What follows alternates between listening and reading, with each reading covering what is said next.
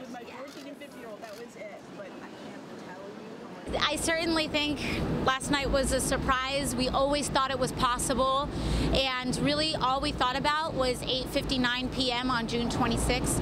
What do we need to do to win?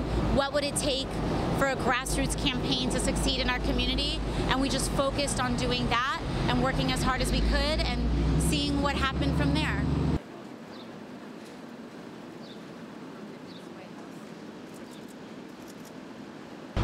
Well, we were on the ground. You know, I think that's a big element of what we were trying to do. I spent as much time in the last 2 years knocking a lot of doors personally, building a coalition, building a lot of people here, talking to members of our community, listening to what they were saying, and taking up a lot of space and a lot of presence physically in the community.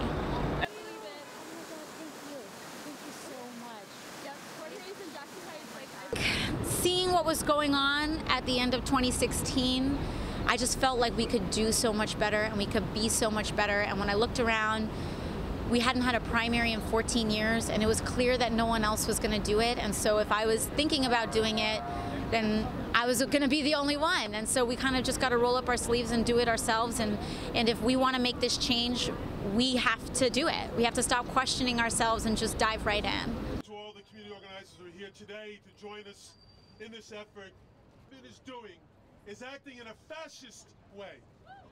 This is not. I mean, first of all, I hope that I get to Washington not just alone, but with an entire caucus of newly elected progressives that don't take corporate PAC money. So I hope to get to Washington with folks like Kanyela Ng out in Hawaii, and Ayanna Pressley out in Massachusetts, and Brent Welder out in Kansas. And so, you know, should we get to Washington as a caucus, as I hope, I think that we can really fight for, you know, improved and expanded Medicare for all, the pursuing of tuition-free public colleges and trade schools, that we can make sure that we have a $15 minimum wage, that we address what's going on at the border, and making sure that we are standing up for human rights everywhere.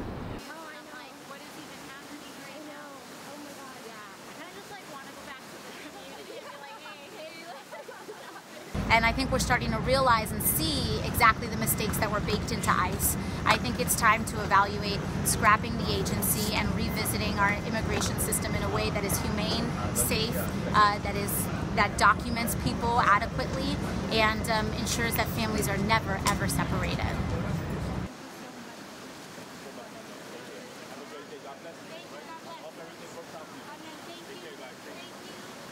My family is still in Puerto Rico. My mom, growing up, cleaned houses and drove school buses. My dad passed away when I was a teenager, and so to have this victory and bring this not just to my family, but bring this to the community of the Bronx, to bring this to working families in Queens, I think it really just allows our community to really feel like we do, in fact, have control over our own destiny. It just takes a lot of work.